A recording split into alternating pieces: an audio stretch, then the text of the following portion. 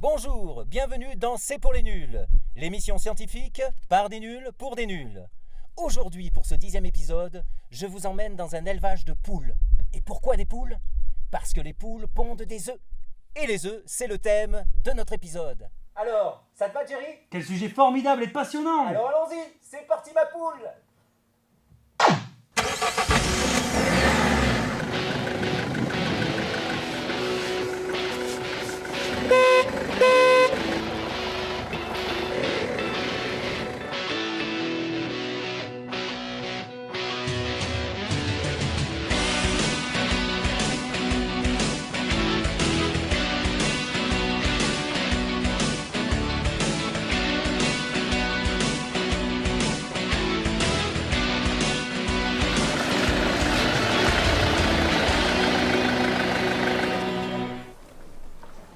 Alors tu vois Jerry, nous sommes au cœur de l'élevage de Monsieur Poulard.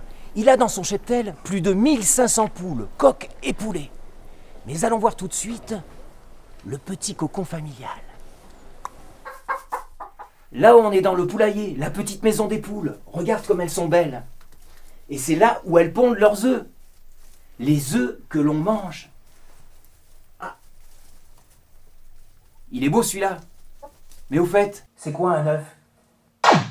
Et oui Tom, très bonne question, qu'y a-t-il dans l'œuf? Tout d'abord, il y a le jaune, le centre de l'œuf, ici, qui, si on le comparait à notre bonne vieille planète Terre, serait le noyau terrestre.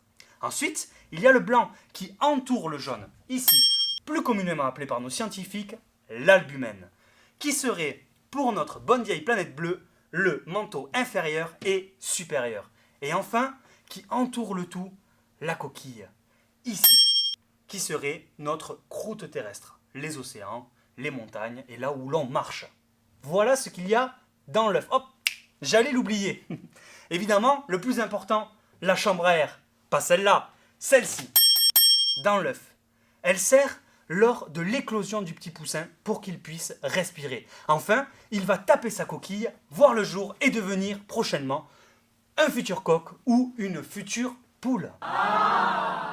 Les œufs de diverses espèces d'oiseaux sont sans nul doute consommés depuis les temps les plus anciens par les premiers hommes, d'autant que les œufs de n'importe quelle espèce pondeuse, y compris la tortue l'alligator, peuvent servir de nourriture. Dans l'Antiquité, les Phéniciens se régalaient des œufs d'autruche, alors que les Romains consommaient ceux du paon bleu et les Chinois ceux du pigeon. Le XXIe siècle arrive avec son cortège de bonnes et mauvaises idées. D'une part, les poules sont élevées en plein air, elles mènent une vie satisfaisante et par conséquent pondent des œufs de qualité. D'autre part, certaines poules sont entassées dans des box minuscules. Le résultat est alors évident. Les œufs sont plus nombreux, certes, mais dotés d'une saveur plus grossière, beaucoup moins fine que celle de leur homologue de plein air. Mais dis-moi Jerry, comment l'œuf arrive dans mon assiette ? Et oui, comment l'œuf arrive du poulailler à notre assiette? Le processus est très simple. Étape 1, on met les œufs dans une boîte, comme celle-ci. Étape 2, un camion vient le chercher et l'amène au supermarché. Étape 3, dans le supermarché, il sera entreposé dans un rayon, généralement à côté du lait, de la crème, de la farine. Ensuite, étape 4, toi, Tom, consommateur lambda, tu vas venir acheter cette boîte d'œufs. Tu vas les ramener chez toi et les entreposer au sec ou au frais dans le frigo. Pour une meilleure conservation, je te conseille de l'entreposer dans un endroit sec et à l'abri du soleil et de l'humidité. Et oui Ginger, tu as raison. Et enfin, Tom, tu vas le sortir de sa boîte et le cuisiner de la manière qui t'arrange le mieux.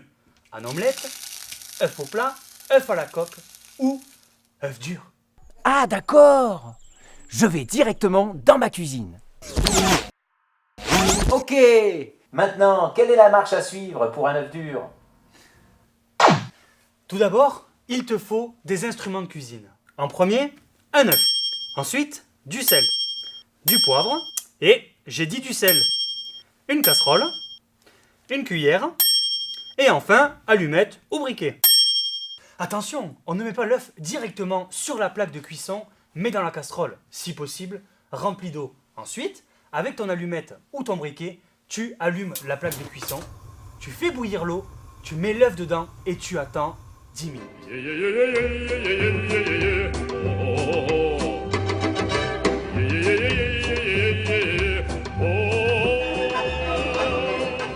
Ok, ça c'est fait. Maintenant, je retire l'œuf de la casserole.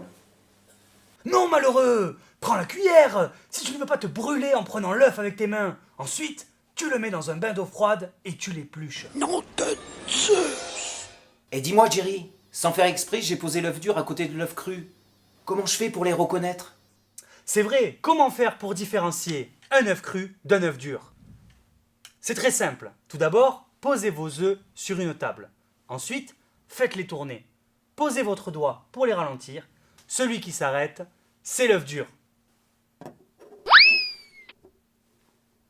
Dans le cas de l'œuf dur, c'est très simple, tout est solide à l'intérieur. Donc, quand vous lancez l'œuf, il tourne très facilement. Et quand vous posez le doigt dessus, il s'arrête. Par contre, quand vous faites tourner un œuf cru, le jaune encore liquide à l'intérieur rendra le mouvement moins fluide. Et quand vous poserez votre doigt dessus, seule la coquille s'arrêtera alors que le jaune continuera de tourner. C'est vrai, merci Ginger. Et si vous ne pouvez pas faire cette solution, si vous n'avez pas de table ou que vous n'avez pas de doigt pour poser sur l'œuf, il y a toujours la solution de Jerry. Ça, c'était l'œuf cru. Qui l'eût cru? Merci, Jerry, je me suis régalé. Oh, c'est déjà la fin. Rejoins-moi à la voiture. Te rejoindre? Mais je sais pas comment faire, moi. Attends-moi, Tom. Ah, je l'ai. Ah, mais t'en as mis du temps. Eh oui, le temps que j'arrive du labo. Bon, tu m'as rien gardé? Non, désolé, je t'ai rien gardé, j'ai tout mangé. Eh ben je vois que je peux te faire confiance. Ah, bon si. allez, il faut qu'on y aille parce qu'on a encore du boulot pour le prochain épisode. Hein. C'est parti, on n'a rien oublié? On n'a rien oublié, allez Allez. fonce.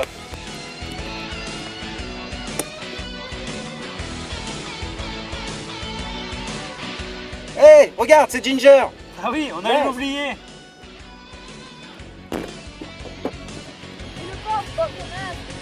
Désolé. Allez, c'est parti. Et j'aime bien le truc avec tes doigts. Ah, j'ai les doigts magiques, moi, qu'est-ce que tu Moi veux? ça marche pas aussi bien, j'ai mis plus de temps à arriver du labo, comment ça se fait? C'est un diesel. Ouais.